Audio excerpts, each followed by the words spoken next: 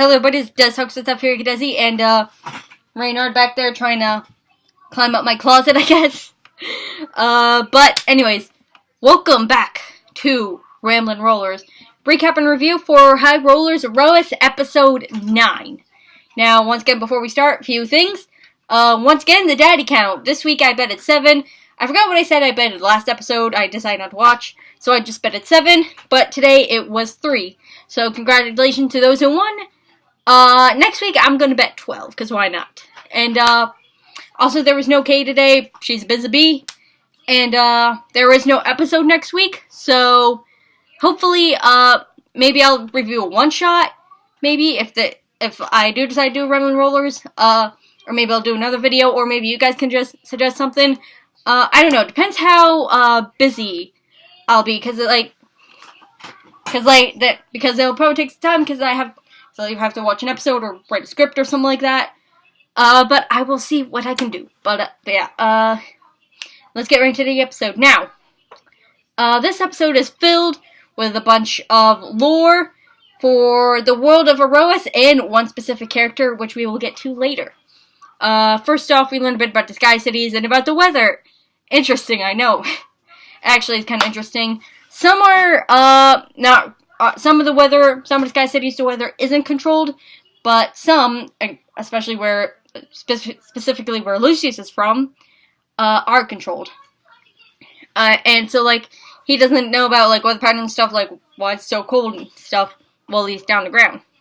And that's because it is the beginning of winter. Now, I wonder, since Lightfall took place in, the spring, nice weather and stuff, I'm wondering, why have it take place in the winter?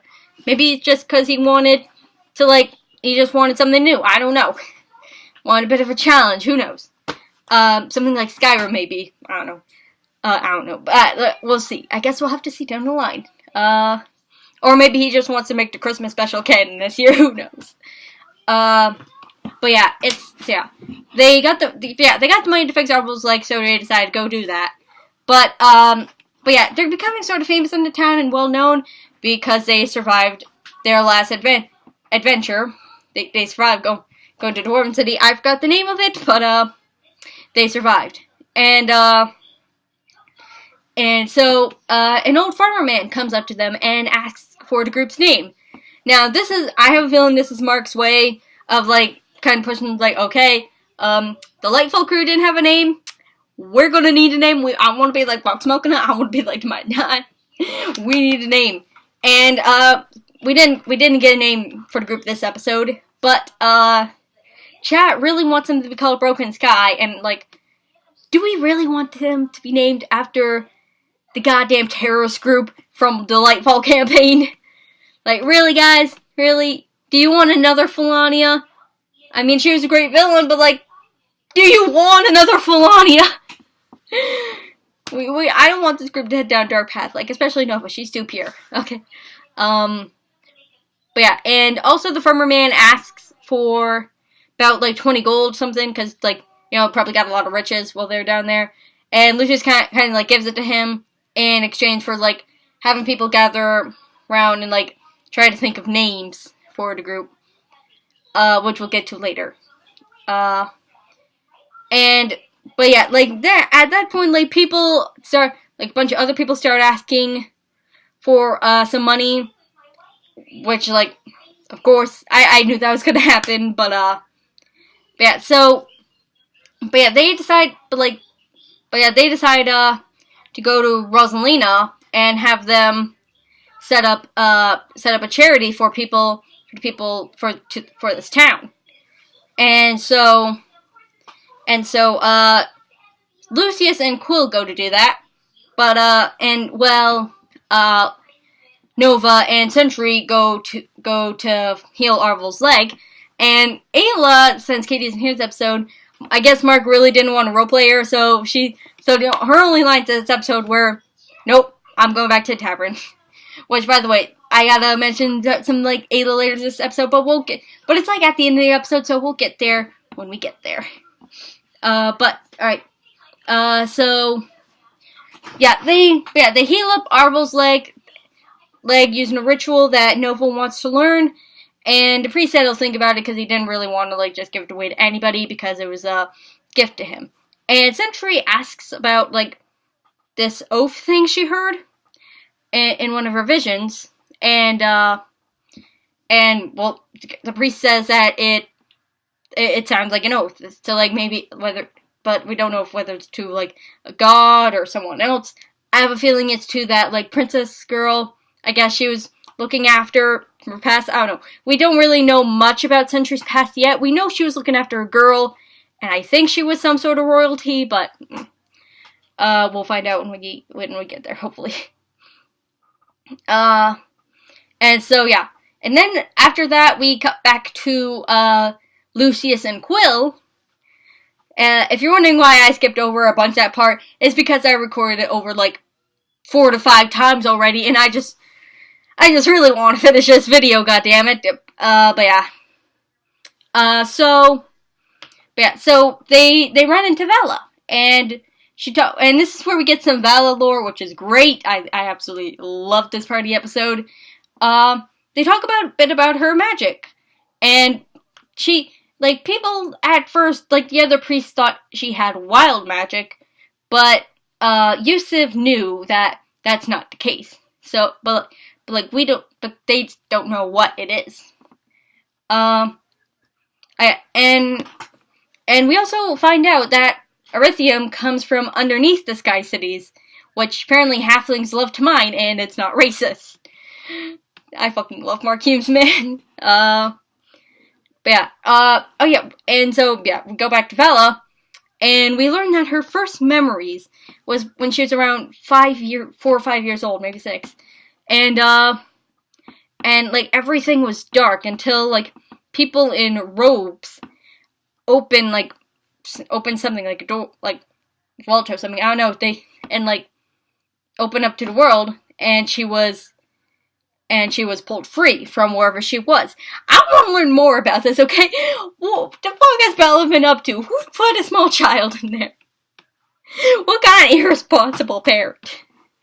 I mean, Jesus Christ, like, I mean, I don't like babysitting, but I don't lock my nieces and nephew in a goddamn basement until some priest of Siaska come and take them away, like, I'm curious. And, but yeah, this is, like, I'll get to that afterwards. She feels like her magic is strong, and she feels strong when she uses it, but she also feels like she's holding back and can do more. And, like, one of the spells she does is, like, spawn 7 swords. I just gotta say, at this point, either my theory is right, and Vala is the goddess Siaska reborn, or she is a goddamn Pokemon. Either way, I will be very pleased. I'll be pleased whether the fact that, my theory is right, or that Pokemon exists in the world of Aerois. In the form of a 15-year-old girl, but, yeah. But, anything's possible, but I'm personally sticking to that theory because I thought about it. I came up with it, like, episode 1, and if I get that right, I will be so goddamn happy. You have no idea how happy I will be. But yeah, and, so Vala talks about how, she, like, when she picked up, Nova's sword from the bandits, Tiangong, that, something was in there, something old, and, it sounded like it was screaming, I guess. And according to Nova later, that after Vala picked it up, Tiangong started acting weird. Like, is there some sort of connection? Is she a goddess reborn? I'm just saying. I want to know what the hell is going on. I am very curious, man. I'm loving this lore stuff. I absolutely love it. Just everything about it is great. Yeah, and, Vala talks about how, like, once the party leaves the town, she wants to go with them, and, like, she doesn't want to be a priest like Yusuf. She wants to be, like, more of an adventurer, like, look out in the world, figure out how to control her power and stuff, and who she truly is. Yeah. Like, she wants to go out there. The girl wants to be a hero. And they said they'll talk about it to Yusuf, maybe, and, they head back to the tavern. And they talk about, they all head back to the tavern, and, they talk to Rosalina about the charity and stuff, and they give 200 gold to her to help people out. So basically, and also there are 2 pieces of paper up. One of them is selling pigs, which, like, they gotta get on that deal. And the other one, is for the group, suggestions for the names of the group. My personal favorite is 2 women, 1 elf, a robot, and a bird. Like, that's just perfect. I don't know if they can get any better than that, but yeah, it is my personal opinion. That is absolutely perfect. But yeah, they sit down and stuff, and then all of a sudden, Brett Brookstone walks in, aka the big baddie of the town, the racist dude, I guess. He sits down with the crew and stuff, and he's acting all polite and stuff, looking lovely. Nova believes he's just a great man, but because she's an innocent small bean and I love her. Yeah, he invites them to dinner. But also he decides to donate 50 gold to the town charity, which he probably has more because he's the most successful businessman in this town. But I have a feeling it's probably not actual gold in there. I don't know. I read that in chat. I don't know if he like showed gold or like put it in a bag or something. But something's up. Something is definitely goddamn fishy about him. But yeah, he invites them all to dinner at his place, and everyone in chat was like, okay, this is a trap, he's like, werewolf's gonna eat them or something. Like, yeah, I definitely believe it's a trap, or, like, he's trying to get to their money. He's either going to try to kill them or get to their money. It's probably definitely the money one. He seems like a very money-hungry person, because, when they talked about Daisy and how his workers were harassing them, his smile kind of twitched. And, like, also, I believe I forgot to mention, I believe, like, it wasn't actual gold, because when the crew were talking about him donating 50 gold, Mark had his cheeky-ass smile on there. Don't think we fucking missed that, Mark. We know what cheeky-ass Mark keeps smiling when we see one. Something is definitely up with this guy. You don't just do cheeky Mark keep smile for nothing, okay? I don't know why I have an accent today. But, yeah. Also, this is the racist elf guy. And, at this point, like, they're talking to them and stuff about inviting them to dinner, and we know he's racist against wild elves. So, this got me wondering, where the hell is Ayla during all this? Because, like, I know she went back to the tavern, but this happens in the tavern. Is she sleeping somewhere? Is she in a bedroom taking a nap? Like, girl, where are you? Where are you during this conversation? Did you disappear into the void? You with the Asgard? Did you find your clan? Come on. Did Mark just, like, forget to put it back in there or something? I'm sure she, like, either Mark forgot and she's probably, gonna be, like, she was upstairs taking a nap or something, or just kind of chilling. But yeah, I saw that in the comments, I saw that in chat, I was like, oh yeah, that's a good point. Like, I wonder if Katie was here and Ayla was at the table with them, how would that conversation go? Would it be any different? Like, I'm curious of how Brett would have treated Ayla. Like, that would have been interesting to see. I really hope Katie's back in the next 2 weeks. Cause I'm just curious. I want to know. I hope she goes to dinner with them. That is going to be very interesting. I can't wait. But yeah. I forgot I wrote down. At this point in notes, I wrote down, Tiangong has felt different since Vala touched it. And then right under it, I wrote down, wow, that sounds wrong written down.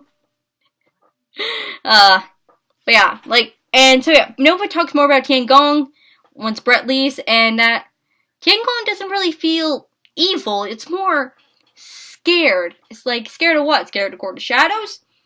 Well, probably. And Lucius decides to touch Tiangong.